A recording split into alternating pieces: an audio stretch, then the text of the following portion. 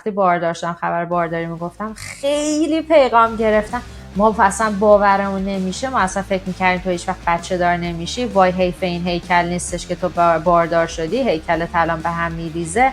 یعنی اصلا واقعا دوران بارداری که میخوام بگم برای هر آدمی چالنجینگ هست، ولی لایف استایل رو هی قوی‌تر و قوی‌تر کنی که حالا توی مسیر زندگیمون وقتی این موج‌ها به سمت ما میان، ما به جایی که بخوایم هول برامون بداره و غرق بشیم، روی اون موج سواری کنیم و این موجه یه موقعی میتونه خیلی کوچیک باشه و راحت‌تر، یه موقع‌هایی مثل زایمان و بعد از اون و ریکاوریش میتونه موج‌های بزرگتری باشه. سلام بر سمای عزیز، خوش اومدی به یک مثل تو.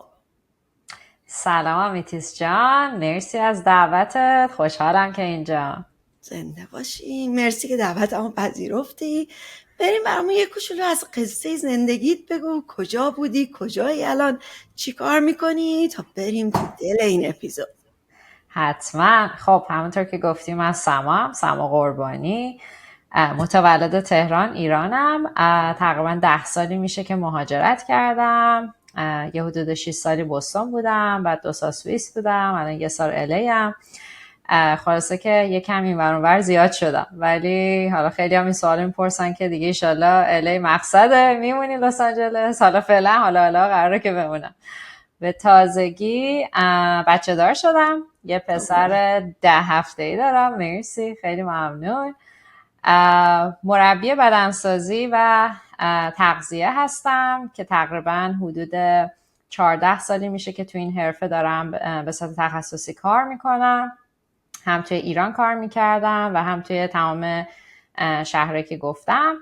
تقریبا از سال کووید 2020 یه حدود 4 سالی میشه که بیزنس خودم و پلتفرم خودم به اسم نوتریفیتوپیا رو به وجود آوردم که توی نوتریفیتوپیا ما فوکسمون هم روی ورزش هست، رشته بدنسازی و تمرینات مقاومتی و هم تغذیه اصولی.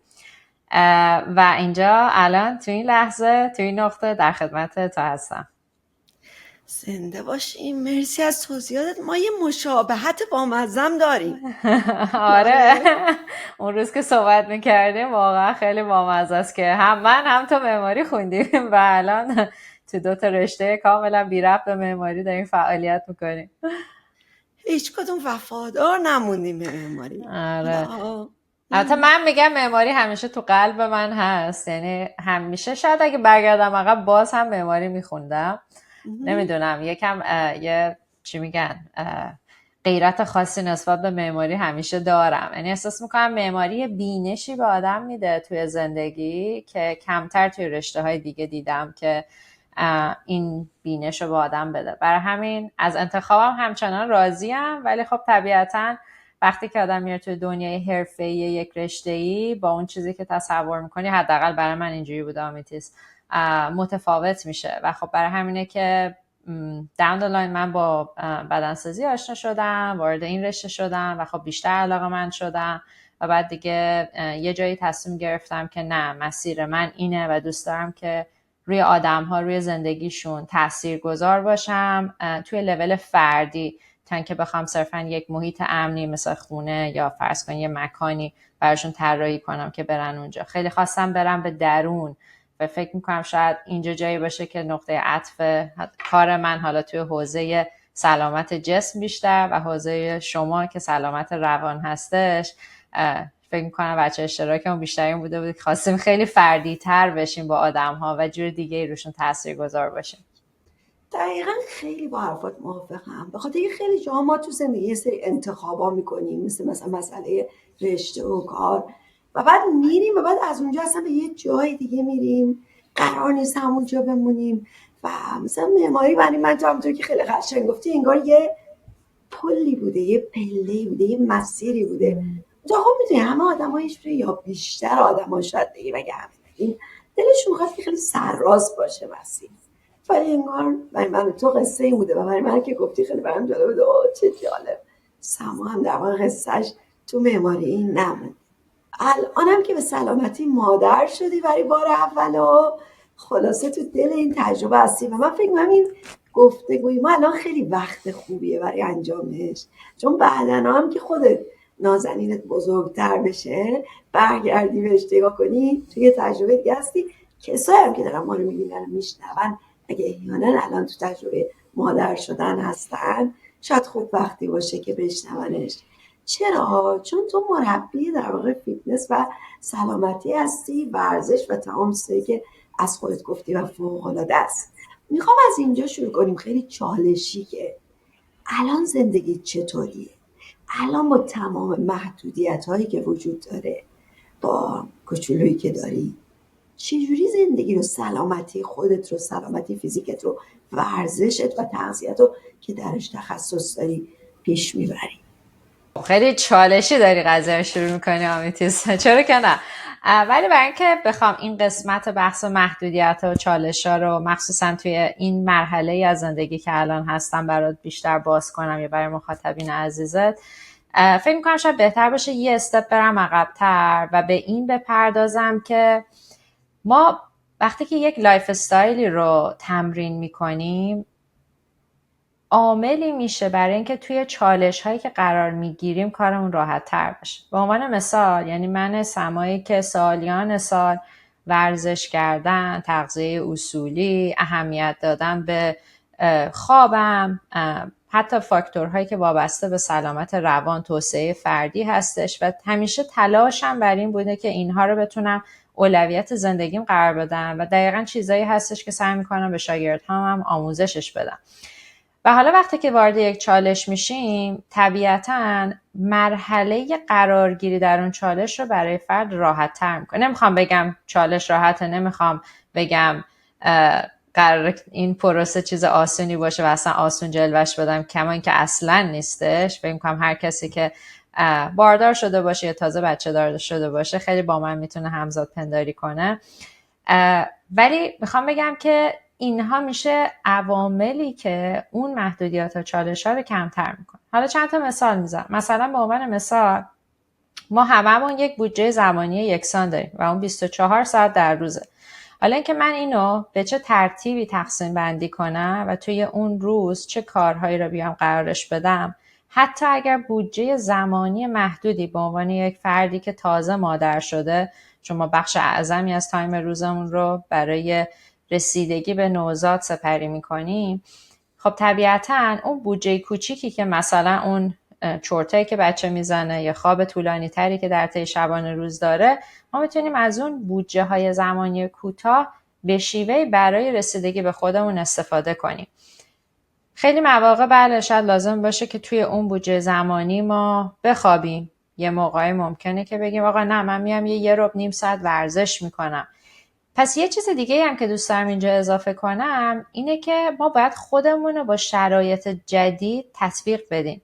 خیلی مواقع من میبینم که افراد هدفهایی که برای خودشون میذارن توی راستای اهداف سلامتی یا تناسب اندامیشون فکر کنن قرار اون مقدار کارهایی که انجام میدن، مثلا شما فرض کنین وقتتون آزاده، یه فرد سینگل هستین، روزی مثلا 2 ساعت ورزش میکنین، برای خودتون میرین غذا درست میکنین یا مثلا مادرتون بهش ارد میدین براتون غذا درست میکنه. این خیلی فرق میکنه با کسی که ممکنه دست تنها باشه، 5 تا بچه داشته باشه و کار فول تایم جاب هم داشته باشه و بعد اون فرد بخواد از نظر زمانی مدیریت کنه که چجوری بتونه اون ورزش رو توش بگنجونه. پس شاید برای اون فرد همون 20 دقیقه نیم ساعت ورزش حکم طلا رو داشته باشه و خیلی قدرش رو بیشتر بدونه به نسبت فردی که ممکنه زمانهای زیادی رو در دستش داشته باشه ولی اون رو بهینه استفاده نکنه. پس اینا میخوام بگم فاکتورهایی میشه که در مثالهایی که زدم برای من سما هم وجود داره. من قبلا شاید روزی میرفتم 1 ساعت پیاده روی میکردم، 1 ساعت هم ورزش میکردم، ولی الان اینجوری شده که اگه بتونم نیم ساعت امروز برم پیاده روی، فردا 40 دقیقه تمرین کنم، کلاهو میندازم هوا. یعنی حالت ایدئال هفتم میتونه همچین حالتی داشته باشه که فقط بتونم یک نوع تحرک یا فعالیت. یه روزایی هم واقعا نمیشه و مجبور میشم شاید اصلا خوابم رو اون روز اولویت کنم. پس این تطبیق پذیریه از نظر هدفها خیلی خیلی فاکتور مهمیه که ما باید یاد بگیریم که چجوری این تمرینه رو در پروسه زندگیمون و حالا برای من توی همین استیج که میخوام بگم اولش هم واقعا راحت نبودم میتیس، واقعا اون چند هفته اول که آدم اصلا نمیدونه روز و شب چیه، شب روز شب همه چی با هم قاطی و بلند میشه. ولی بعدش که یه ذره آدم دستش میاد که چیکار باید بکنه، بچه ذره بزرگتر میشه، یکم خوابش بهتر میشه و کما که بچه با بچه فرق میکنه. مثلا بچه من زردی نداشت، کلیک نداره، یا مثلا امتیازاتی که من دارم اینه که مثلا مادرم الان با من هستش و میتونه به من تو خیلی از چیزا کمک بکنه، همسرم همراه هم هست و اینا رو. خب ممکنه یک سری از این امتیازها رو که میخوام بگم خود اونها نداشتنش میشه اون سوالی که پرسیدی، محدودیت ها میتونه اونها رو بیشتر بکنه و چالش ها رو میتونه خیلی بزرگتر و عمیق‌تر بکنه. مرسی که اینقدر واقعی رایانه و ملموس از خودت گفتی، چون خیلی وقتا ما آدما از جایی شروع میکنیم که دلمون میخواست باشیم، نه از جایی که واقعا هستیم، و این همون تعریف پرفکشنیست یا کمالگرای منفی. و خیلی وقتا این خودش مانع داستان میشه. ما الان کجاییم؟ اونجاییم که یک مادری صاحب فرزند شده و خیلی آدمون که توی شرایط باشن، یا حتی مادری نه پدری یا خانمی آقایی که دچار یک محدودیتی هستن و این محدودیت ممکنه به خاطر بیماریش باشه، ممکنه به خاطر وضعیت کاریش باشه، و به هر حال این محدودیتی که حالا راجع به مثال ما مادر شدن است، این باعث شه که اگه میخواد روتین زندگیشو ورزش کردنش رو روش کار کنه، حس کنه نمیشه. به خاطر چی؟ به خاطر که میخواد یه چیز فوق‌العاده باشه که اصلا شدنی نیست براش. پس بنابراین این متناسب کردن و خیلی کلمه خوبی گفتی، وفق دادنش با شرایطی داریم، جز اولین چیزی که ما میخوایم دوتایی روش در واقع هایلایترمون رو فشار بدیم که حواسمون بهش باشه. برو جلو، در ادامه بگو، هم از تجربه زیسته خودت، هم از در واقع کسایی که باهاشون کار میکنیم. دقیقاً. خیلی دوست دارم تو ادامه حرفات راجع به همین بحث کمالگرایی و یکم این بحث تطبیق پذیری یکم با مثالای عینی تر، من چون خیلی همه چی مثل خودت خیلی پرکتیکال دوست دارم که واقعا کسی که داره به این اپیزود گوش میده تهش 4 تا نکته اساسی که بتونه در مسیر زندگیش بهش کمک کنه، یا اگر شرایط مشابه مثل من داره در آینده داره بتونه ازش استفاده کنه، کاربردی تر باشه. مثال میزنم، اگه یک فردی بوده که قبلا 5 روز در هفته میرفته باشگاه و الان یک مادری هست که تازه شروع کرده و میخواد ورزش بکنه بعد از اینکه دکتر بهش اجازه داد، که حالا معمولا این بازه ممکنه بین 4 تا 8 هفته بعد از زایمان دکتر اجازه شروع کردن تمرینات بر اساس شرایط اون فرد بده. گاهن توی افرادی که سزارین میکنن ممکنه که این تا 12 هفته و گاهن بیشتر هم طول بکشه. پس اینجا باز یه نکته که تو پرانتز بگم اینه که ریکاوری هر فرد بعد از زایمان میتونه شرایط متفاوتی رو داشته باشه و اولین قدم اینه که باید با پزشکتون مشورت کنین که ببینین کی آمادگیش رو دارین. از طرف این که من تو طول دوره بارداری ورزش کردم یا نکردم یا قبل از اون ورزشکار بودم، اینها هم میتونه عواملی باشه که روی زیرساخت بدنی و فیزیکی اون فرد تاثیر میذاره. پس اگر شما توانایی جسمی نسبی بالایی رو از قبل و در حین بارداری داشتین، خب طبیعتا خود اونها هم میشه عواملی که ریکاوری فرد بعد از زایمان سریعتره و میتونه زودتر به تمریناتش برگرده. باز میگم نوع زایمان، این که طبیعی باشه، سزارین باشه، همه اینا میخوام بگم که برای همینه که شرایط هر فرد منحصر به فرد به خودش هستش و واقعا ما صرفا این چیزهایی که داریم امروز با هم صحبت میکنیم تجربه زیستی من، شما یا نمونه ها و مثال هایی هستش که میتونیم از همدیگه درس بگیریم و به همون کمک بکنه. چون خیلی موقع ها میتیس جو اینا میشنم میگن بابا خوش به حال تو، نمیدونم بچه زردی نداره، کلیک نداره، خودت قوی هستی، نمیدونم جسمی، روحی، مامانت پیشته فلان. بله اینا میتونه فاکتورهایی باشه که برای یک فردی امتیاز باشه، ولی در عین حال میخوام بگم یک سری عوامل دیگه هم هستش که وقتی ما به صورت زیرساختی از قبل براش برنامه‌ریزی کنیم. من همیشه چیزی که برام خیلی جالب بود این بود که خب توی زندگی روزمرم چون که همیشه بدنسازی کار میکردم، قدرت جسمی نسبتا بالایی داشتم توی انجام دادن کارهای روزانه، چیزهایی که محتملا پیش میاد که آدم قدرت جسمیش رو بیشتر بخواد ازش استفاده کنه. ولی یه چیزی که واقعا به معنای کلمه لمسش کردم روز زایمانم بودش و اون توانایی که آدم چجوری میتونه یک در واقع نوزاد رو از بدنش پوش کنه. زایمان هم طبیعی بود به معنای کلمه. همه اون اسکواتایی که میزدم اون همه سال رو توی اون روز احساسش کردم و خیلی برام تجربه جذابی بودش. میگم انگار که رکورد اسکواتم اون روز زدم. و خب اینا میشه چیزایی که من همیشه میگم مثل صندوق بازنشستگی میمونه. شما برای چی میای اینوست میکنیم تو صندوق بازنشستگی، هی خورد هر ماه پول میریزی میذاری کنار، برای اینکه وقتی بازنشسته شدی خب ازش لذت ببری.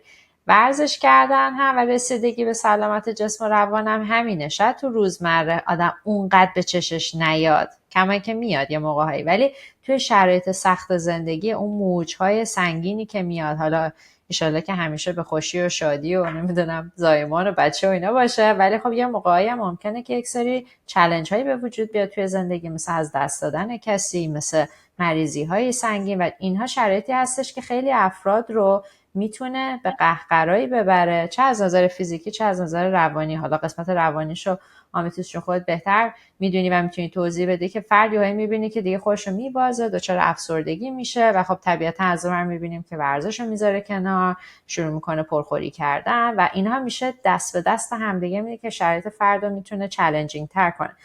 پس برای همین یه چیزی که من اینجا دوست دارم تاکید کنم اینه که ما چجوری بتونیم، میخوام برگردم به اون بحثی که اول تایممون داشتیم که چجوری بتونیم این لایف استایل رو قوی‌تر کنیم که حالا توی مسیر زندگیمون وقتی این موج‌ها به سمت ما میاد، ما به جایی که بخوایم هول برامون بداره و غرق بشیم، روی اون موج سواری کنیم. و این موجای موقعی میتونه خیلی کوچیک باشه و راحت‌تر، یه موقع‌هایی مثل زایمان و بعد از اون و ریکاوریش میتونه موج‌های بزرگتری باشه، مثل غم از دست دادن یک عزیزی میتونه موج بزرگتری باشه اگر اون فرد براتون خیلی نزدیک باشه.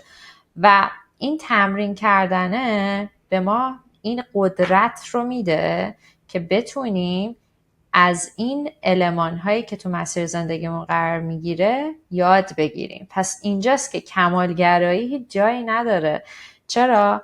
چون اگر یک فردی که کمالگرا هستش باور به این داشته باشه که شکست خورد پس فیل کرد پس دیگه تموم شد، من میخوام ذهنش رو به چالش بکشونم و بدونه که هر شکستی پله‌ای برای موفقیته، هر چالشی فرصتی برای یادگیریه. و من حالا نوع نگاه، همون لنزی که به چشمم دارم، اگر با این تصویر باشه، ببینید که چقدر ما تو زندگی میتونیم از تک تک این چالش ها یاد بگیریم و میتونیم رشد کنیم، بزرگتر بشیم و دستاوردهای بیشتری داشته باشیم. و برای من دوران بارداریم و زایمانم همچین شکلی داشت که اگر من این رو تجربه نمی کردم، دستاوردهایی که میگم شاید برای برخی افراد فکر کنن دستاورد یعنی فقط چیزهای مثبت و موفقیت، در صورتی که من میخوام بگم از اینکه من درک کنم که وقتی یک هفته هر شب به مدت 2 ساعت بیشتر نخوابیدم که بدن من چجوری فانکشن میکنه، پس زمانی که شرایط این رو دارم که میتونم 8 ساعت، که هنوز اون روز نرسیده رکورد کار فعلا 6 تا 7 ساعت پشتم بوده، ولی اگه بتونم دوباره به اون روزه، قدر اون خواب رو بیشتر میدونم، قدر اون زمانی که قبلا وقت داشتم آره میرفتم حالا الان برم ورزش، الان برم پیاده روی، هر موقع دلم میخواست بوده یا زمانم باز بوده و میتونستم پلن‌های دیگه‌ای داشته باشم، الان برای تک تک اونها قدر و ارزش بیشتری میدم. پس این به نظر من یه دستاورد خیلی بزرگی بوده برای من به شخصه، با وجودی که تک تک اینها برای من اولویت بوده، ولی اینا رو الان با یه جور دیگه‌ای با پوست و گوشت و استخونم ازش لذت میبرم. پس برای همینه که دوست دارم که این تجربه رو آدم‌های بیشتری هم داشته باشن، ولی اگر با این نوع نگاه بهش نگاه کنن و با توجه به شرایط منحصر به فرد خودشون، محدودیت‌ها و در واقع امتیازاتی که دارن، بتونن شرایطی رو بر خودشون هموار کنن که همچنان اینها بخشی از زندگیشون باشه. چون خودمونیم، ما اگر هر چقدر پول داشته باشیم، هر چقدر دانش داشته باشیم، موفقیت حقیقی زمانی هست که سلامت جسم و روان داشته باشیم، و اگر نداشته باشیم چجوری میخوایم از اونو؟ من اگر افسرده باشم ولی توی قصر بخوام بشینم زندگی کنم، چجوری ازش لذت ببرم؟ من اگر چه میدونم دنیای پول و ثروت داشته باشم ولی نتونم از تختم بیام پایین تا توالت برم، از پله های خونم بیام پایین، چه جوری میخوام از اون دارایی که دارم لذت ببرم؟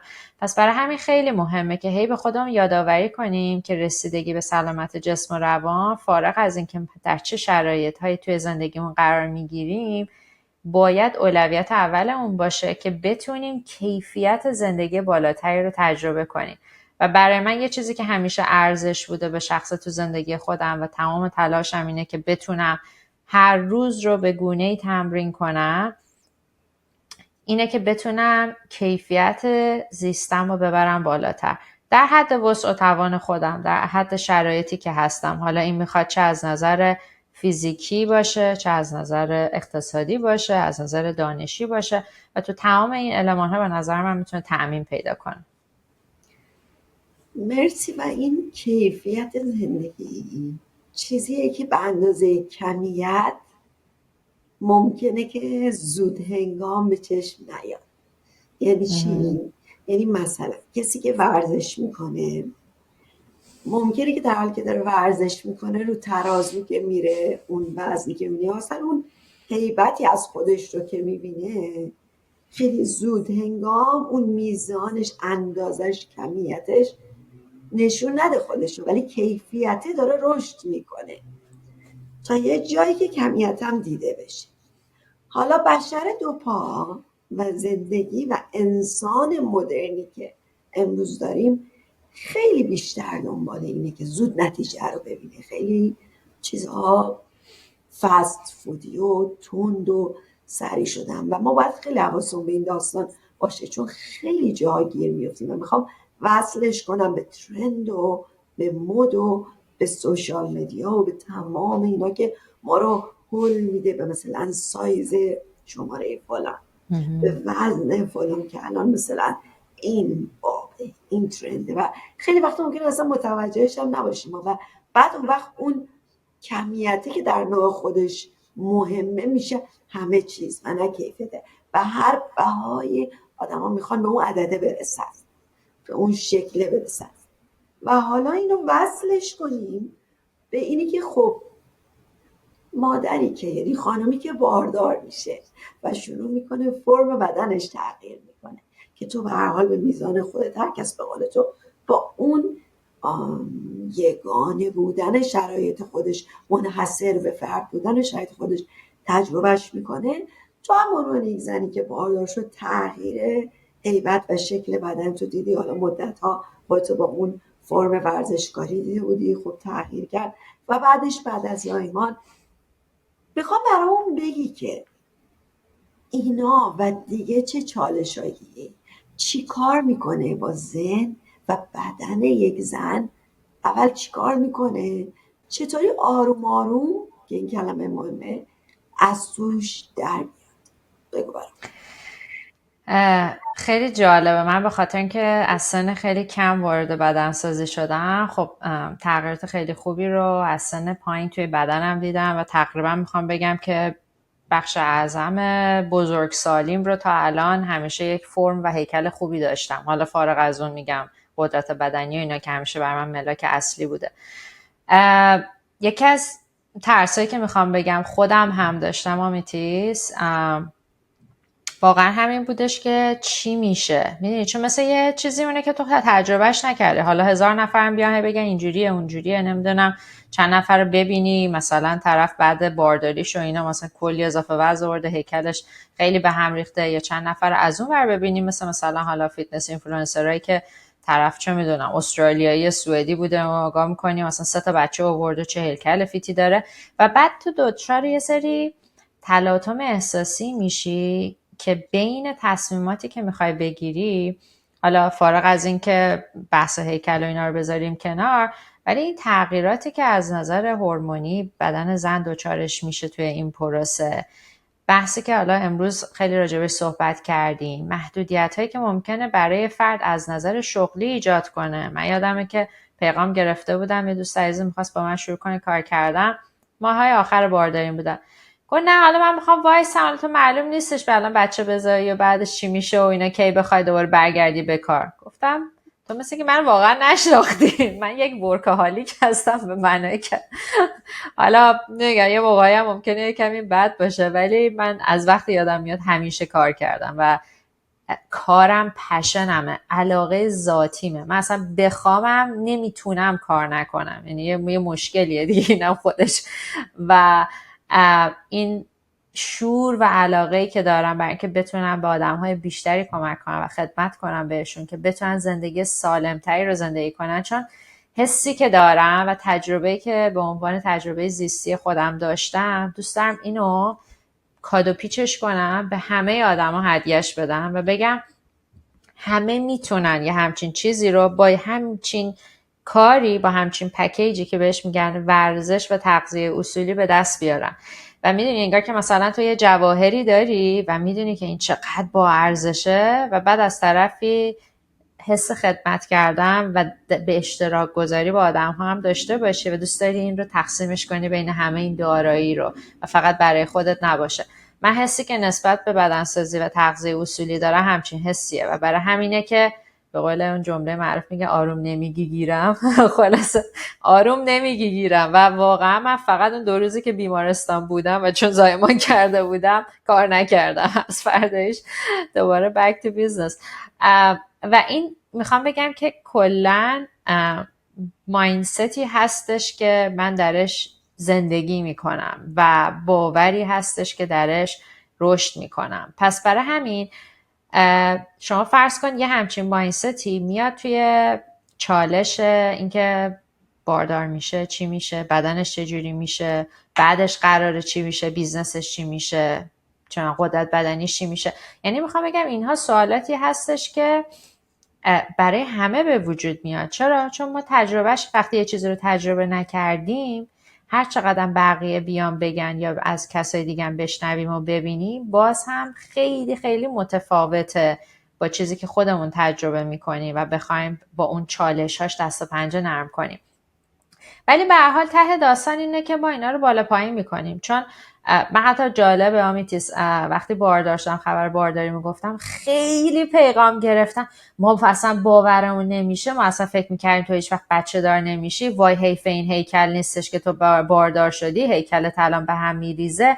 یعنی اصلا واقعا دوران بارداری که میخوام بگم برای هر آدمی چالنجینگ هست، ولی به عنوان یک فردی مثل من که حالا هم اینفلوئنسر هم مربیه، شما فکر کن دیگه چه حجم مسیج هایی برای من اومده توی این مدت بارداریم که واقعا حالا اگه بخوام باز کنم راجع به اون میتونیم یه دونه جلسه دیگه بذاریم و صحبت کنیم که چه حرفهایی چقدر میتونه تاثیرگذار باشه روی ذهن افرادی که حساستر هستن، مخصوصا تو دوران بارداری. من حالا خودم جزئی دست کسایی قرار میدم که خیلی چیزم انگار زره تنمه، اگه حرفی بزنن سریع مثلا سعی میکنم که از خودم دور کنم، ولی خب باز هم وقتی یه موقعی یه روزایی که آدم خیلی حساس تره یه سری جملاتی میشنوه خیلی بیشتر میتونه روش تاثیر بذاره و اینم میگم از بدیهای دنیای مجازی هستش، ولی به هر حال اونم کارش نمیشه که حالا اینا میخوام خیلی واردش بشم. ولی داستان سر اینه که ته این داستان به هر حال 2 تا کفه ترازو، آدم فقط بحث بدن و تناسب بدنش نیستش. من یکی از کارهایی که کردم هم برای خودم اینو دوست داشتم انجام بدم و هم دوست داشتم که خیلی تخصصی تر ورزش و تغذیه زنان رو مخصوصا در 3 دوره بلوغ، بارداری و پس از بارداری، قبل یائسگی و دوران یائسگی، این رو در یک دوره تخصصی دورش رو زیر NSAM گذروندم و دقیقا تو دوران بارداریم این کار کردم، چون فکر کردم فرصت خیلی خوبیه که هم خودم برام مطالب خیلی داغ‌تره، مخصوصا همون قسمت سکشن بارداریش، و همین که دوست داشتم که خیلی تخصصی تر بتونم به افرادی که علل خصوص در بارداری و بعدش هم برای یائسگی که دیگه از اسپشالتی هم هستش بتونم به افراد بیشتر و خانم‌های بیشتری علل خصوص کمک بکنم. و اون یکی از جاهایی بود که خیلی برای من جالب بود آمیتیس، وقتی که هرچی بیشتر میخوندم میدیدم که تمام چیزایی که خودم تمرینش میکنم سالیان ساله و به شاگردهام هم آموزش میدم در دوران بارداری، حالا به غیر از یک سری ملاحظات جزئی، و در دوران یائسگی هیچ فرقی نمیکنه. این که من این همه این رگ غیرتم به قولی میزنه بالا، میگم همه خانوم ها باید تمرینات مقاومتی انجام بدن. بعد ما میایم میبینیم در دوران بارداری یکی از سیف ترین و بهینه ترین تمرینات چه تمرینات مقاومتی. میایم در دوران یائسگی نگاه میکنیم و بررسی میکنیم و ببینیم که چقدر وزن زدن در دوران یائسگی مهمه برای خانم‌ها، برای تنظیمات هورمونیشون، پیشگیری از پوکی استخوان، حفظ توده عضلانی ساختاریشون و اینا میشه المانایی که ما ببینیم به همین چیزای حالا صرفاً ساده که ما داریم راجع به صحبت میکنیم چقدر اینها حیاتی و کلیدی هستن. و خب میخوام بگم دانش یکی از اون چیزاییه که میتونه به آدم، دانشی که back by science، یعنی به صورت علمی ما داریم میگیم نه این مطالب زردی که ماشاءالله الان تو دنیای مجازی پر شده و یه موقع‌های افراد رو میتونه به بیراهه بکشونه، مطالب علمی و اکادمیک چقدر میتونه به آدم آرامش خاطر بده. بعد بله در دنیای واقعی هم وقتی که شما میبینی فلانی مثلا بچه دار شده چه هیکلی الان داره، ولی در این حال یه فرد دیگر رو میبینی که مثلا اهل ورزش نبوده، به تغذیهش و سلامتش خیلی اهمیت نمیداده، خب طبیعتا میبینی که این اضافه وزن حتی بیشتر بعد از بارداری باش میمونه. اینها میشه یک سری المان هایی که خیلی به آدم میتونه آرامش خاطر بده. پس من مسیرم رو چجوری میخوام انتخاب کنم، من چجوری میخوام زندگی کنم، آیا برای من مهمه که یک زندگی با کیفیت تر، بدنی قوی تر، سالم تر داشته باشم و این در دوران بارداری و بعد از اون هم منافاتی با زمان دیگه نمیکنه. تو پرانتز یه جمله بگم، دوران بارداری برای بعضی از افراد میتونه چالشش بیشتر باشه و اون محدودیت‌های حرکتی هستش که ممکنه اتفاق بیفته به خاطر شرایط جنین جفته. و اینجا دوست دارم که چون یکی از چیزایی که همیشه بر من خیلی مهمه که از هشتگ‌های پیجم هم هست، اون روز داشتم بهت میگفتم، هشتگ من کافی هستمه و دوست ندارم که حس ناکافی بودن به بعضی از افراد القا بشه که وای خوش با سعادت تو تونستی ورزش کنی.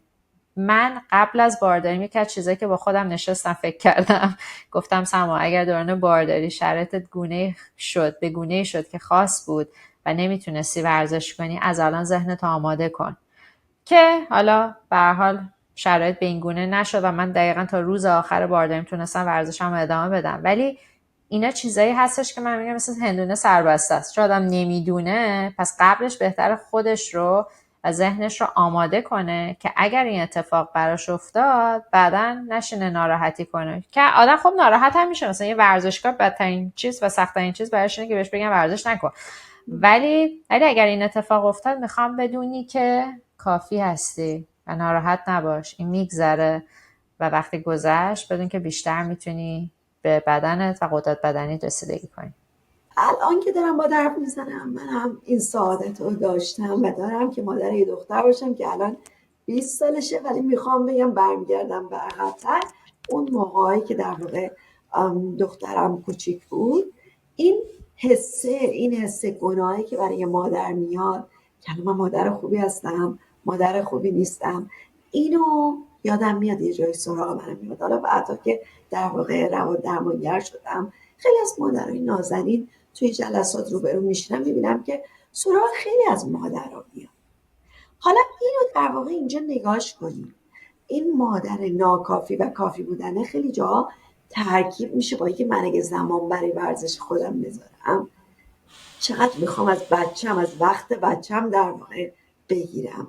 از اون طرف اگه بخوام مادر بهتری باشم، تایم بیشتری با بچم باشم، اصلا میرسم نمیرسم، چقدر به تغذیه‌ام، چقدر، یعنی میخوام بگم این بودجه بندی زمانیه از وقتی، از لحظه‌ای که ما دیگه اون موجود نازنین رو در آغوش میگیریم و دیگه فقط خودمون نیستیم و از اون بعد تا وقتی زنده ایم تقسیم میشیم انگار با موجود یا موجودات دیگری که فرزند یا فرزندان ما میشن. اونو تو چطوری میبینی توی زندگی فردی خودت؟ تو همین چند هفته، فکر کنم هنوز 1 ماه نشده یا شده؟ نه از اینکه 3 ماهه. آره. توی 3 ماه تجربه زیستن و مادرهایی که باشون کار میکنی، اینو واقعا توی زندگی ملموس و این تعادلی که قراره برقرار کنی چطوری میبینی این رو؟ ببین یه چیزی که من همیشه برای خودم حداقل تجسم میکنم اینه که وقتی که من خودم رو اولویت قرار میدم، سلامتم رو، حال بهترم رو، این رو من میتونم به محیط اطرافم هم انتقال بدم، به فرزندم، به ارتباطم با همسرم، به ارتباط با مادرم، در جامعه میرم نمیم اداره پست، میرم فروشگاه خرید میکنم. پس وقتی که من میام نیم ساعت از 24 ساعتم که 2% از یک روزه، من نمیگم 1 ساعت که میشه 4%، میگم نیم ساعت، اصلا تو بگو 1% از 24 ساعتت اختصاص میدی به رسیدگی به سلامت جسمت، ورزش میکنی. شما میدونین که یکی از بهترین داروهای افسردگی چیه؟ ورزش کردن. به دلیل ترشح هورمون‌های شادی مثل سروتونین، آدرنالین، دوپامین. پس اگر من ورزش بکنم امروز توی این 24 ساعت و آدم شادتری باشم، فیزیک قوی تری داشته باشم، در اون 23 ساعت و نیم دیگه ای که قراره با حالا همش هم که با فرزندمون یا با خانواده‌ام وقت نمیده، بخش استراحت، نظافت، ولی توی اون مابقی تایم دیگه روزم من میتونم مادر بهتری باشم، میتونم همسر بهتری باشم، میتونم تو جامعه خوشروتر باشم، خوش برخوردتر باشم، تا اینکه صرفاً یه آدم پرخاشگری که با همه دعوا میکنه، بچهش تا گریه کرد شروع میکنه سرش داد زدن، جیغ زدن، وای دیوونم کردی، وای خستم کردی. پس این یه پکیجه. یعنی من اگر بتونم یک شرایط، اون کلمه تعادلی که استفاده کردی خیلی کلمه قشنگیه، یک تعادلی بین المان‌های مختلفی که باید در زندگیم یا در اون 24 ساعت مدیریت کنم. سخت‌ترین کار انسان قرن 21 به نظر من همین آمیتیست. یعنی ما چجوری میتونیم بین همه این چیزایی که میخوام خوش‌تیپ باشم، خوش شکل باشم، پولدار باشم، موفق باشم، تحصیل کرده باشم، خوش سفر باشم، نمیدونم فداکار باشم، چی بابا چجوری میشه همه اینا رو یه فرد داشته باشه؟ یک انسان یک بودجه‌ای داره. بله من میتونم تو یه چیزای موفق تر باشم، مثلا تو کارم، تو ارتباطاتم، مثلا این چیزا، ولی نمیتونم همزمان همه اینها رو در آن واحد بخوام. حالا شاید تو 365 روز سال بخوای نگاه کنی شاید بتونی یه بالانس بین اینا برقرار کنی، ولی این یه مهارتیه که به نظر من هر کسی نداره و چیزیه که ما میتونیم توی خودمون تقویتش کنیم که اگر برای من اینها فضائله، برای من اینها مهمه، من چجوری میتونم به اینها برسم ولی با بودجه توانایی، با بودجه زمانم، با بودجه اقتصادی. و اینا مهمه و اینا جایی میشه که اون کلمه‌ای که گفتی کمالگرایی خب نمیخونه. من باید همه اینها رو یا واقع گرایانه نگاه کردن به موارد، ما باید شرایط واقع گرایانه ببینیم. پس من به عنوان یک مادری که یک کودک 10 هفته‌ای دارم قطعاً تغذیه اصولی و ورزش رو جزء اولویتم میکنم، چون اگه نکنم خیلی اخلاق خوشی ندارم. یا مثلا یکی از چیزایی که خیلی از مخاطبین من شاگردام میدونن که من رو خوابم خیلی حساسم. من یعنی خواب 8 ساعت هم میشه 7 ساعت، واقعا روز بعد خیلی اخلاق خوشی ندارم یا عملکرد ذهنم میاد پایین. ولی چجوری میشه که همون سما رو میاری میذاری توی شرایط پس از زایمان با یک نوزاد که اوایل میگم واقعا شبی 2 ساعت میخوابیدم، بعد دیگه شد کم کم هم 4 ساعت 5 ساعت و الان خب یه چند هفته‌ای که خوابش خیلی بهتر شده بزنم به تخته و واقعا شبا حالا قطعا غیر مقطع ببخشید، یعنی مثلا شب ممکنه که به هر حال حداقل بین 1 بار تا 3 بار الان بیدار بشم، ولی حداقلش اینه که تقریبا بین 6 تا 8 ساعت اکثر شبا میخوابم، کمی بخوام نگاه کنم. و خب این چیزیه که میگم واو خب خیلی بهتر شده از اون چیزی که اولش بود، ولی خب از اون ایدئالی که من همیشه هر شب 8 ساعت میخوابیدم و کاملا خواب پیوسته داشتم و با کیفیت، خب خیلی دوره. پس خیلی طبیعیه که روز بعد یه تایمایی تو روز یکم چرتم بگیره، یکم عملکرد ذهنم پایین تر بیاد و اینجا جایی میشه که من باید بپذیرم. و از طرفی هم خیلی جالبه که چقدر انسان رزیلینته و میتونه خودش رو تطبیق بده با شرایط جدید. همسرم میگم من واقعا نگران بودم که تو بعد از زایمان با این خواب تو بچه کوچیک و اینا چی میشه. میگم مثلا عجیب نصف شب مثلا گریه میکنه، مثل فنر میپری، شیر میدی فلان و واقعا برای آدم جالب. و اینجا جاییه که میگم چقدر آدم به شناخت جدیدی از خودش میرسه که برای اینکه میخوای در واقع فداکاری کنی و از فرزندت نگهداری کنی، ببینی یه همچین چیزایی چقدر به نظر که قبلا برای چیزای بزرگ و خیلی مهمی بوده الان پیش پا افتاده تر میشه و به گونه دیگه ای سعی میکنی که عملکرد روزانت رو حفظ بکنی. مرسی که انقدر واقع گرایانه از خودت و تجربه خودت میگی و منم خوشحالم که در این مقطع زمانی دارم با تو این گفتگو رو میکنم، به خاطر اینکه ما داریم از کسی میشنویم که خودش معلم این داستانه و داره در واقع با همچین مقطعی از زندگی دست و پنجه نرم میکنه که جذابیت خودش رو داره، محدودیت خودش هم داره. و دو تا چیز فوق‌العاده‌ای، خیلی چیزای فوق‌العاده زیادی گفتی، دو تاشو بخوام بکشم بیرون، کلمه بودجه و اون بودجه محدودی که ما به لحاظ زمانی، انرژی، مالی، همیشه حتی ما اون آدم خیلی خیلی پولدارا یا به هر نوعی با انرژی های زیاد هر جوری بهشون نگاه کنید، اونا در مقیاس خودشون محدودیت هایی دارن. پس یه بحث بودجه و محدودیت های بودجه های مختلف ما هستش و یه بحثی که بالاخره اولویت ما کدوم است. به قول تو آدم امروز میخواد 300 تا چیز رو داشته باشه، خب نمیشه. واقعیت اینه که تهش تو قراره که چند تا اولویت داشته باشی که به قول علی بندری میگه توی پادکستش که راجع به اسنشیالیسم، کتاب ضرورت گرایی یا اصل گرایی، میگه که اصلا پرایوریتی، به قول در واقع نویسنده کتاب اسنشیالیسم، میگه پرایوریتی تا سالای لغت بوده و مفرد بوده، اصلا ما پرایوریتیز نداشتیم، اولویت ها نداشتیم.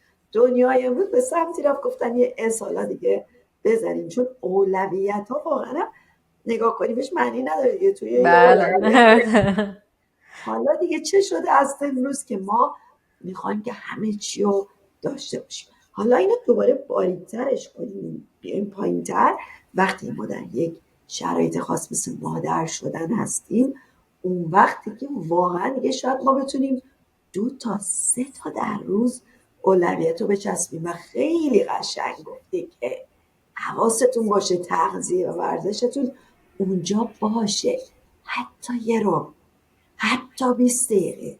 و اینو هر چقدر راجبش حرف بزنیم که من اولین دومین اپیزودم راجب قدم‌های کوچیک بود توی یکی مثل تو، و همیشه به خودم و به مراجعینم و هر جا که فرصتش بشه، حتی تو مهمونی، به آدم‌ها یادآوری میکنم که کوچولوتر، شدنی‌تر، چون سختش میکنیم و نمیشود. و حالا مامانی که تازه زایمان کرده، مامانی که باردار شده، اصلا کسی که مهاجرت کرده تازه، هر گونه شرایط و تغییر بزرگی ما اینجا خیلی لازم داریم که لقمه ها رو، قدم ها رو کوچیکتر و شدنی ترش کنیم، چون به اندازه کافی موضوع بیرون است که بگه نرو، نمیشه، نمیتونی، الان جاش نیست. و بودجه هامون در تغییرات بزرگ محدودتر میشه. تو خودت شاهدش بودی دیگه که یه زن باردار میزان انرژی که داره حداقل خیلی بالا پایین میشه. یا یه خانمی که وقتی بچهش به دنیا میاد چقدر ساعات خوابش تغییر میکنه. و تو پرانتز من همیشه دوست دارم هر چقدر میتونیم آدمای بیشتری رو شامل بشیم تو گفتگو. یک مرد یا زنی که مهاجرت میکنه، یک کسی که داره الان با سرطان در واقع مبارزه میکنه یا مقابله میکنه، بودجه‌اش محدودتر میشه. مثلا الان اگه داری ما رو میبینی، داری ما رو میشنوی و جایی هستی که برای هر گونه تغییر ایستادی، حالا خودخواسته مثل مادر شدن یا خود نخواسته مثل بیماری ها، اینجا همون دوتایی که سما گفت بسیار مهمتر میشن که بتونی ادامه بدی. درست میگم؟ و بعد اون قدم هایی که کوچیک‌تر میشن. حالا ببریمش دوباره توی زمین ورزش و تغذیه، بریم یه ذره به سمت این که حالا چطوری آدمی که تو محدودیت، مثل مادری که تازه بچهش به دنیا اومده یا بچهش به قول تو کولیت داره، یا اصلا من یه نازنینی مشاوره دیشب باش داشتم که این بچهش 2 سال اندیشه، ولی گفت بچه خیلی شیطونیه و از من انرژی میگیره. اون همچنان با که بچهش نوزاد نیست، بودجه بندیش خیلی فرق میکنه با بودجه بندی مادر دیگری با شرایط دیگری. بگو برام. یه چیزی که دوست دارم بگم، البته توی یه سوال دیگه هم اینو بهش به گونه‌ای پرداختم، اینه که ما چیکار کنیم. مثل میتیس مثل دانشگاه مثلا آدم میخواد بره یه کورسی رو ورداره، میگن یه سری دروس پیش نیاز لازم داری، تو باید یه سری کارا رو از قبل اگه بتونی بکنی ببین، چون بار داشتن خودت هم دقیقا گفتی خودخواسته است، چون میخوای که مثلا بچه به این دنیا بیاری. خب مثل شرایطی نیستش که شما غیر مترقبه یا ناخواسته اتفاقی البته که برای بعضی ممکنه بارداری ناخواسته باشه، ولی ما پیش‌فرض رو میگیریم که اگر شما میخوای برای یک چیز برنامه‌ریزی کنی، پس باید حواست به یه سری المان‌های دیگه هم باشه. مثلا شما اگر باردار میشین و بچه دار میخواین بشین، یکی از اولین چالش ها برای از نظر فیزیکی برای یک مادر چیه؟ شیردهی های طولانی مدت، پشت درد، کمر درد، حالا بیخوابی و این داستانا هم که اصلا بذاریم کنار. پس ما چجوری میتونیم جلوگیری کنیم از اینا؟ با اینکه عضلات کور و عضلات بک قوی تری رو بسازیم. این مال اون موقع نیستش که من بچه رو آوردم، مال قبلشه، اون پیش نیازه که گفتم. پس من اگه بتونم رو پیش نیازه کار کنم از قبل، ورزش رو بخشی از لایف استایلم بکنم، بخشی از زندگیم بکنم و رو عضلاتم کار کنم، پس میتونم فونداسیون بهتری بسازم که بعد که الان اومدم مثل یه ساختمونی، مثال ساختمونی بزنم، من خیلی مثال ساختمونی دارم مثل یه ساختمونش فونداسیون قوی داشته باشه، حالا اگه زلزله با ریشتر بالا هم بیاد اون نمیریزه، ولی اگه یه فونداسیونی ضعیف باشه یه زلزله کوچیکم با نمیدونم 4 ریشتر هم میتونه اونو بریزونه. پس خیلی مهم میشه که ما حواسمون هی باشه به این که ما چجوری میخوایم ورزش. چون ببین من به عنوان یه ورزشکار دارم انقدر از آتش ورزش کردن و اشتیاقه میگم، واسه کسی که اهل ورزش نیست یه موقعی اصلا ممکنه ورزش کردن مثل زور باشه، فشار باشه، چیز راحتی نیست ورزش کردن. مثل ورزشکارم خب سخت، تمرین سخت، ولی میخوام بگم اون علاقه که من به ورزش دارم یا سعی میکنم ورزش بخشی از زندگیم باشه به دلیل عادتیه که سالیان سال در خودم شکل دادم.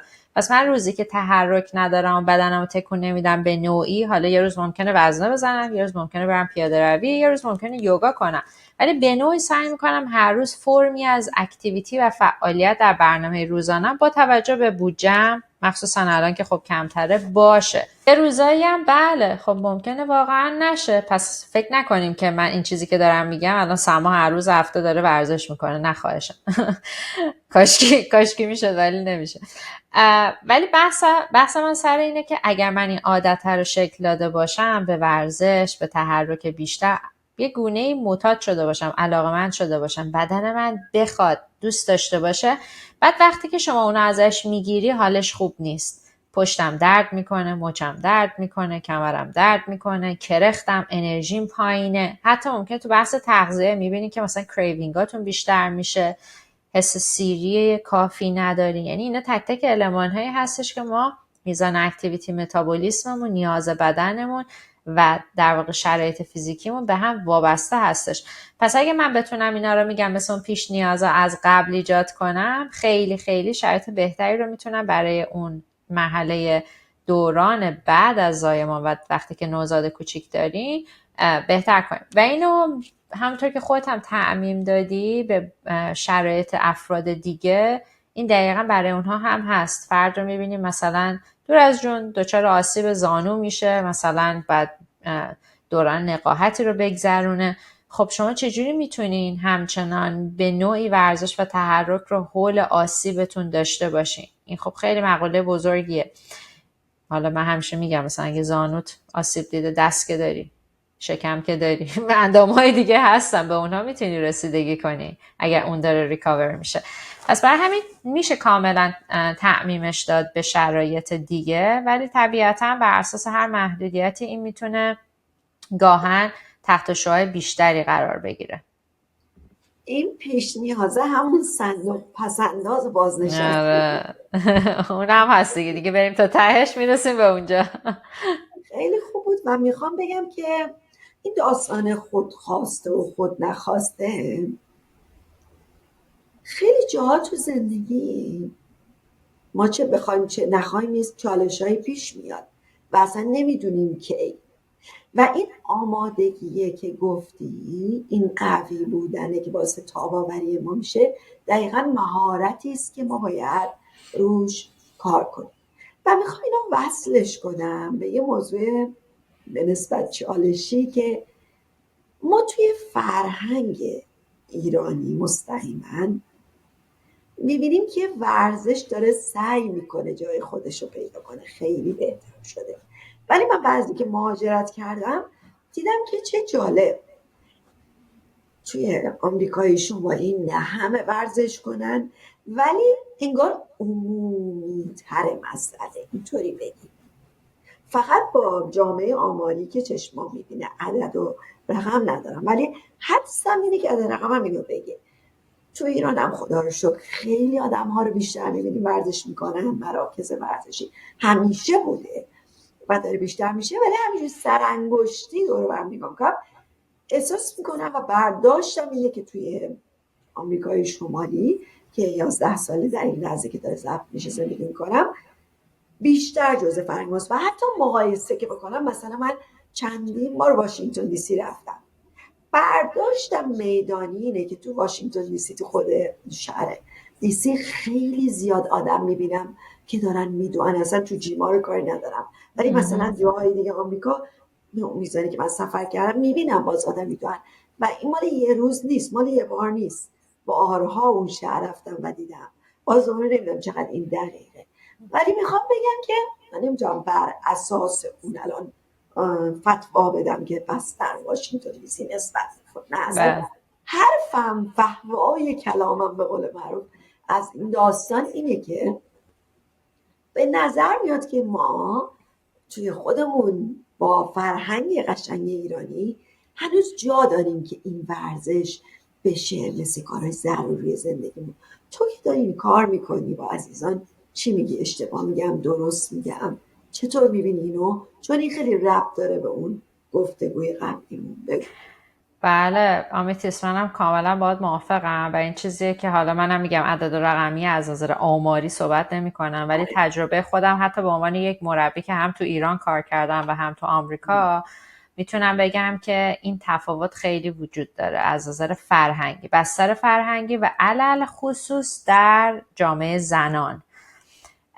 مثلا توی باشگاه من توی آمریکا میدیدم که مثلا یه خانومی یا یه آقایی که میان سال یا مسن‌تر هستش طرف میاد میگه آره من جوانی ورزش میکردم فلان اینا، ولی بعد مثلا میایم توی دور اطراف خودمون نگاه میکنیم، یا حداقل من توی از نظر خانواده خودم کمتر کسی میبینم دور برم، چه خانواده مادری چه پدری چه زن چه مرد خیلی اهل ورزش کردن بودن که از جوونی و این رو ادامه داده باشن. حالا طرف ممکنه توی جوونیش مثلا چه میدونم 4 سال فوتبالی بازی میکرده، یه کاری میکرده ولی دیگه ادامه نداده و این گپ بزرگر ما از نظر فرهنگی خیلی داریم.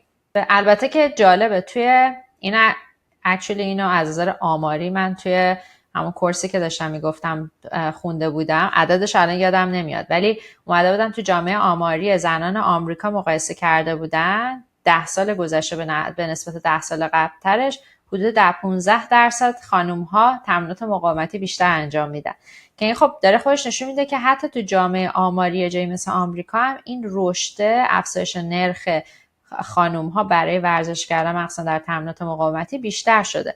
و میخوام بگم این رو حتی به عنوان تجربه زیستی خودم هم وقتی مشاهده میکنم میبینم که نسبت به قبل خیلی الان خانوم ها بیشتر ورزش میکنن. حالا هم میگم بحث زمان، هم اینجا یکی از خوبی های سوشال میدیا و دنیای مجازی هستش که انقدر اومده تاثیرگذارتر بوده و افراد رو به سمت ورزش کردن سوق داده، در واقع اون دانش خیلی در دسترس تر هستش. و یه اپیزود دیگه هم به نظر من کووید بوده که خیلی ورزش‌ها رو آوردن به خونه. من خودم اولین بار ورزش کردن تو خونه رو تو کرونا تجربه کردم. همیشه من باشگاه ورزش میکردم همه این سالا و خیلی برام جالب بود که و هیچ هم چون یهویی هم اتفاق افتاد و تو استودیوم اون موقع زندگی میکردم هیچی نداشتم تو خونه، یعنی حتی کشامم توی باشگاه جا مونده بودش و تو خونه با گونی برنج، با چمدون، با چه میدونم ماهیتابه، با این چیزای ورزش میکردم که الان که فکر میکنم خندم میگیره که یعنی با مینیمم ترین اکویپمنتی که وجود داشت من ورزش میکردم. بعد خب همه چی هم یهو گرون شده بود و قحطی اومده بود، اصلا نمیتونستی وسیله پیدا کنی. و خب خیلی جالبه که بعد میبینیم که چقدر الان ورزش کردن تو خونه چقدر رایج‌تر شده به نسبت گذشته و چقدر این عاملی هستش که داره با آدما کمک میکنه. من جالب به تازگی برادر و زن برادرم هم شروع کردم با من ورزش کردن. من هیچ وقت کسی رو اجبار نمیکنم و خب وقتی کسی استقبال میکنه خیلی خوشحال میشم، حالا میخواد افراد نزدیک خانواده‌ام هم باشه. و 2 تا بچه کوچیک دارم، فوق العاده پر انرژی، فوق العاده مسئولیت‌های کاری برادرم زیاد. و جالب بودش چند روز پیش من پیغام داده بود که وای سما چقدر ورزشات خوبه، من شبا 9 که از سر کار میام با وجود خستگی با هم میذاریم تمرینم و با زن داداشم با همدیگه نیم ساعت 40 دقیقه انجام میدی و واقعا هم کیف میده که با همدیگه ورزش میکنیم، هم مثلا از نظر تایمی جوری هستش که تو بودجه زمانی ما میگنجه. و واقعا بارها شده بود که مثلا تشویقش کردم بره باشگاه ثبت نام کنه و اینا، خب واقعا نمیتونست، هم از نظر زمانی که ازش میگرفت و اولویت هایی که هر فرد حالا از نظر تعهدی ممکنه داشته باشه.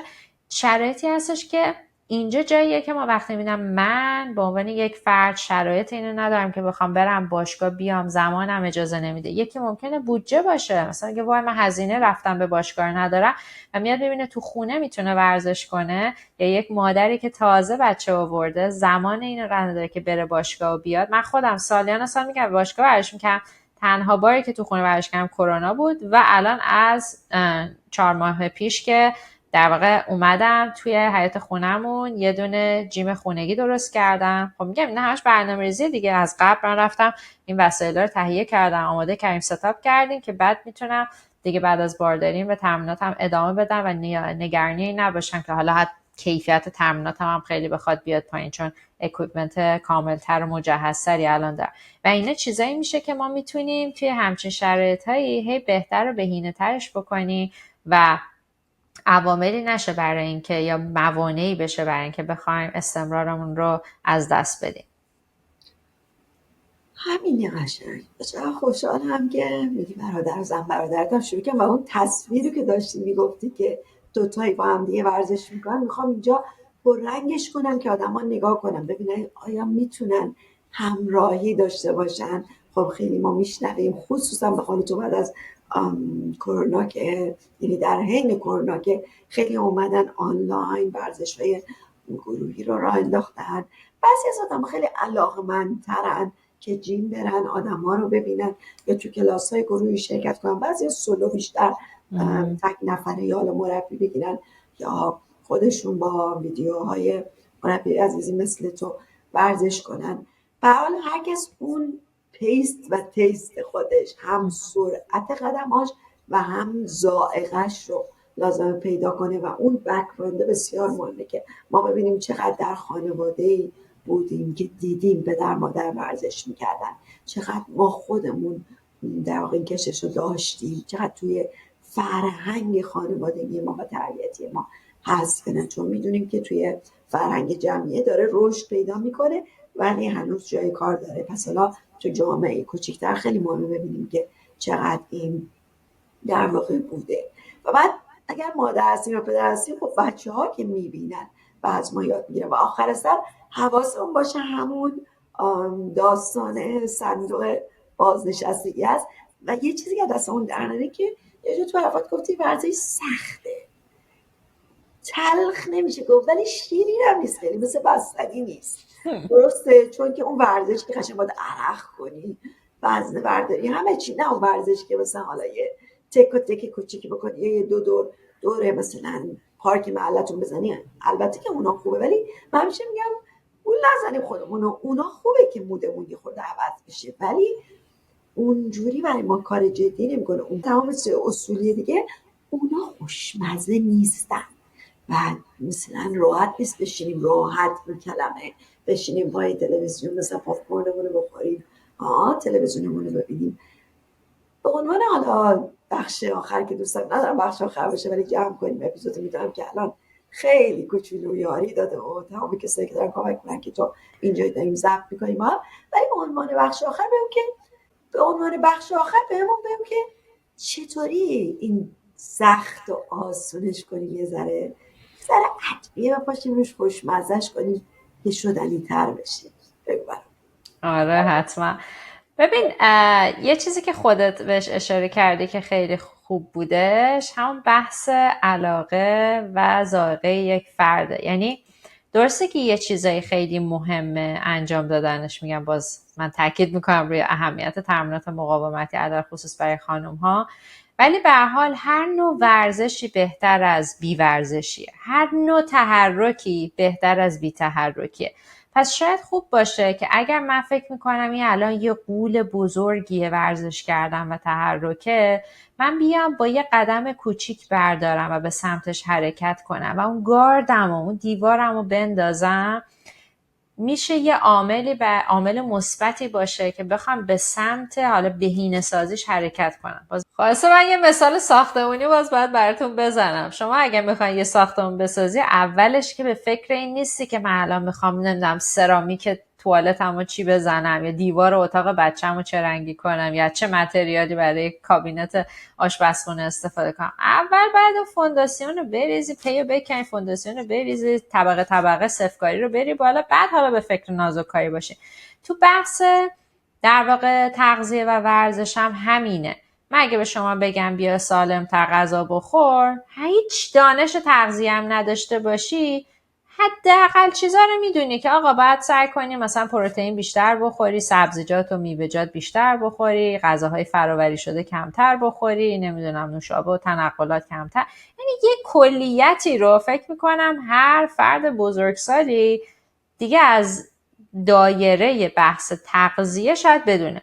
حالا اینکه ما بیایم بگیم که مثلا سما چه مقدار پروتئین باید در روز دریافت کنه که بهینه ترین باشه و اگر مثلا من باید روزی 130 گرم بخورم، اگر الان دارم 50 گرم میخورم، چجوری بتونم به اون عدد برسونم؟ به نظر من اینا میشه مرحله دوم و سوم و چهارم. توی بحث ورزش هم همینه. من اگه میدونم که اوکی 150 دقیقه ورزش کردم با شدت متوسط، چیزیه که توی گایدلاین ها توصیه میشه برای یک فرد بزرگسال که بتونه روی سلامت قلبی عروقیش و عضلاتش کار کنه، پس برای اینکه من بتونم به اون میزان خودم رو برسونم، شاید مثلا من بیام با هفته یه نیم ساعت ورزش شروع کنم، هیچ اشکالی نداره. ولی برگردیم به اون بحثی که داشتیم میکردیم که افراد فکر میکنن که این یکم که به درد نمیخوره، من باید مثلا برم هر روز باشگاه ورزش کنم عرقم در بیاد که مثلا اون ورزشه. حالا تا فعلا یه جای شروع کن، بعد به اونجا میرسیم. یه چیز دیگه که خیلی کمک میکنه داشتن همراه و مشوقه که تو خلال حرفات خودت هم اشاره کردی. ساپورت سیستم برای خودمون پیدا کنیم. یه موقع ممکنه من تو محیط خانواده‌ام خیلی کسی من خودم اینجوری بودم، خیلی کسی اهل ورزش نبود، من خودم رفتم سمتش، به طرقی افتادم توش و بعد ادامه دادم. خب پس بریم خودمون رو وصل کنیم به محیط‌ها یا چیزهایی که ما رو بتونه کمک کنه. برم یک به باشگاه ورزشی ثبت نام کنم که اونجا که میرم آدم‌های دیگه‌ام با هدف مشترک برای زندگی سالم‌تر اونجا هستن. برم کلاس زبان ثبت نام کنم که میخوام زبان بهتر بشم. یا برم یک مربی بگیرم که مربی بهم هدایتم کنه، بهم یک برنامه اصولی یا اصول تغذیه درست رو یاد بده. پس اینا میشه چیزایی که توی زیر مجموعه ساپورت سیستم خیلی با ما کمک میکنه برای موفقیت اون. پس اگر نداریم باید بریم به سمت محیط هایی که اونها دارن و خودمون رو عضو اون محیط ها بکنیم. مورد بعدی بودجه است و هزینه کردنه. خیلی مواقع شاید برای خودمونم پیش اومده باشه که یه چیزی رو وقتی مجانی به دست آوردیم یا مثلا همینجوری رایگان بوده، یه روز درست استفاده کردیم انداختیم کنار و قدرش رو نمیدونیم و درست ازش استفاده نمی‌کنیم. برای همین باید سعی کنیم که برای چیزایی که برامون ارزشمنده و اولویت هزینه کنیم. خیلی مواقع من میبینم که فرد ممکنه که اصلا چیز بدی هم نیست که فرد این هزینه رو برای زیباییش و مثلا حالا ناخونش موشه، من خودم به قرفرم میرسم، ولی شما میبینید مثلا طرف راحت میره برای یه رنگ کردن ناخون درست کردن $200 $500 هزینه میکنه و بعد وقتی که ما میایم راجع به بحث سلامت جسم و روان و چیزی که به صورت مستقیم رو هزاران المان توی زندگیش، از انرژیش، از توانایی بدنش، از هیکلش، از عزت نفسش، از اعتماد به نفس، از تک تک اینها، یعنی میخوام بگم یکی دوتا چیز هم نیستش که میتونه تاثیرگذار باشه، ولی اونقدر educated نشده نسبت به این موضوع که بیاد هزینه کنه و صرفا به دنبال ظاهره و مثل خیلی کسای دیگه که میان ورزش کردن و که اونم باز میگم چیز بدی نیستش، فقط برای ظاهرش انجام میدن، متاسفانه اینها چیزایی هستش که پایدار نمیمونه و ارزشمند در بلند مدت نیستش. پس اینکه من بیام هزینه کنم برای باشگاه، هزینه کنم برای مربی، و اینجا اصلا بحث تبلیغات من بر خودم رو نمیگم، میگم بریم با هر کسی و واقعا این کار رو بکنیم، بریم یه باشگاهی توی شهرتون تو محلتون ثبت نام کنیم، مربی از همونجا بگیری و سعی کنین که از اون بودجه که حالا برای هر فردی میتونه متفاوت باشه، ممکنه شما بودجه نداری که هم مربی بگیری هم باشگاه بری، شاید خب خوب باشه که مثلا توی خونه تمرین کنی ولی بگی عوضش یه برنامه اصولی از مربی میگیرم، پس دیگه هزینه باشگاه رو ندم. شرایط اینو نداری که بخوای مربی خصوصی داشته باشی، خب شاید میای مثلا یک مربی گروهی میگیری، کلاس گروهی ثبت نام میکنی. اینا چیزایی میشه که میتونه خیلی برای موفقیت فرد تاثیرگذار باشه. پس اگر ما بخوایم شرایطی رو ایجاد کنیم که توی این پروسه این رو در لایف استایلمون قرار بدیم و بهترش کنیم و بهینه ترش کنیم، از این المان ها باید سعی کنیم که استفاده کنیم و بهش توجه کنیم. مرسی از تمام توضیحاتت و میخوام بگم که نکاتی که ما تو این گفتگو تو این اپیزود بهش اشاره کردیم میتونه همین جوری ادامه دار باشه، لیست بره جلو. آخر سر هممون میدونیم که ورزش کردن با جسم و روح ما چه کار میکنه و چه کمک‌هایی میکنه. اصلا لازم نیست هیچ تحقیق رو بخونیم، ولی الان ماشاءالله تحقیق هست و میاد بیرون و هیچ کدومشون هم تا حالا نگفتن نکنیم برای یه چیزی خوب نیست. پس بنابراین این اون فعالیتی است که به قول تو از یک حرکت ساده، از یک تحرکی که ما رو از این زندگی یه جانشینی پای کامپیوتر یا مادری که بچه داری میکنه تو خونه هست یا هر شرایط دیگری، آخر سر اون حرکت میتونه ما کمک کنه. من حتی تو مشاوره هام افرادی دارم که غیر ایرانی هستن که میگم الان 2 نفر هستن، یه خانم یه آقا که اینا سنشون 60 و اندی 70 اوایل 70 که یکیشون در واقع برای دوتاشون اضطراب و یه مسئله دیگه هستش که در واقع مشاوره میگیرن، ولی یکیشون از پوکی استخوان به شدت رنج میبره، یکی دیگهشون در واقع از آتروفی و این تحلیل مایچه هاش. و چقدر اشاره میکنن که یکی از دلایلی که پزشکان میگن اینه که پیوسته ورزش نمیکنن و مایچه ها اینا الان توی این سه یاری نمیده. و مسئله دیگه که دارم و برای من مثلا یه زنگ خطری بود که حواست باشه که تو الان اون صندوق بازنشستگی که خیلی قشنگ گفتی یه بخشی برای همونم هست که اگر که عمر طولانی تری داشتی و به سنین مثلا بزرگتری یا پیری یا هر چی کهنسالی رسیدی، بتونی در واقع یک پیری خوبی داشته باشی، کمتر آهناله کنی، بیشتر سر پا باشی، رو بدن خودت باشی. پس بنابراین یه تیکش هم اونه، یه تیکه دیگهش سختی های زندگی، یه تیکه دیگهش وقتی میخوایم مادر بشیم. یعنی آخر سر وقتی تمام اینا میگه ما باید به سمتی بریم از این گفتگو و از تمام زندگی که چطوری برای خودمون این موضوع رو که انقدر به درد سلامت جسم رو ما میخوره برای خودمون شدنیش کنیم، بهانه هامون رو پیدا کنیم، محدودیت هامون رو پیدا کنیم که ما امروز تمرکز بیشترمون روی در واقع مادر بود به خاطر اینی که خودت تو داری این تجربه زیستر داری. ولی من خودم حالا یادم اومد که مثلا من 2 سالی که داشتم درس میخوندم، خب اصلا دانشجویی درس منم آنلاین بود، یک جانشینی که من یه موقعی سما 7 ساعت 6 ساعت می نشستم درس میخوندم که اصلا تو معماری این کار نمیکردم چون اونقدر دوست داشتم ولی تو روانشناسی دوست داشتم. اصلا یه جا به خودم اومدم دیدم همه بدن من درد میکنه.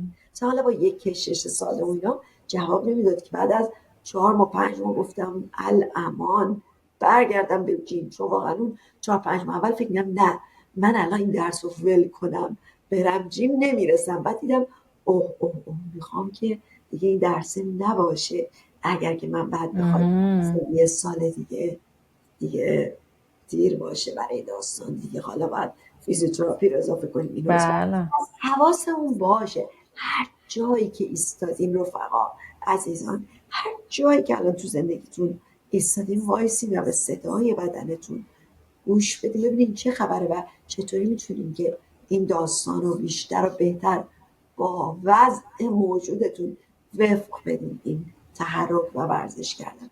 تو هم کلام آخر رو بگو ببندیم این اپیزود، درشن که دلم نمیاد این گفتگو رو ببندم.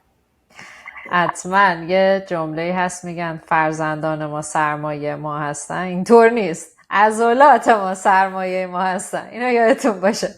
واقعا اگه بخوام یه جمله جمع‌بندی بکنم کلام امروز رو، واقعا تو همین جمله است که عضلات ما بزرگترین سرمایه ما هستن و مخصوصا ما خانوم ها به دلیل اینکه خب سطح تستوسترون پایین‌تری هم داریم خیلی سخت‌تر میتونیم عضله به دست بیاریم و بعد به دلیل اینکه یائسگی پشت قباله هممون هست متاسفانه ریسک از دست دادن عضله به مراتب توی خانم ها بیشتره که خودش میشه عاملی برای بیماری های مثل پوکی استخوان، ریسک بالاتر مرگ و میر، ریسک بالاتر بیماری های قلبی عروقی و دیابت. پس جدی بگیریم. ولی از طرفی قشنگی عضله اینه که مثل ماهی اونه که هر وقت غذا بگیری تازه است. یعنی شما اگر امروز که این اپیزود شنیدی برای تلنگری شد که باید باشی ورزش کنی و تمرینات مقاومتی انجام بدی، بدون که دیر نیست و دقیقاً تو یک روز جلوتری. پس این چیزیه که خب آدم خیلی امیدوار میکنه که تو هر سنی، شما اگه 70 سالگی هم شروع کنی ورزش کردن میتونی عضله بسازی و این خیلی قشنگه و میبینیم که چقدر سیستم اسکلتی عضلانی بدن ما انقدر ادپتیو، هم میتونه با تمرین تغییر کنه. پس برای همین بریم ورزش کنیم، سعی کنیم که در حد توانمون، شرایطمون، بودجه زمانمون، هزینه‌مون به گونه‌ای مسیر رو برای خودمون هموار کنیم که لذت ببریم ولی این رو بکنیم بخش از لایف استایلمون. مرسی ازت که اینقدر قشنگ و ملموس و ساده و شدنی برامون گفتی و برات آرزوی موفقیت میکنم، هم تو مسیر مادری که مسیر زیباییه، هم توی مسیر کاری چون کاریه که خیلی به رشد و پرورش جسم آدم ها و در این حال در ادامهش به روح آدم ها کمک میکنه. مرسی امیتیس عزیزم، مرسی از دعوتت، خیلی لذت بردم از صحبت کردم باهات و مرسی از همه عزیزان و همراهانت و امیدوارم که این اپیزود براشون مفید باشه. مرسی موضوع خودت خیلی باش.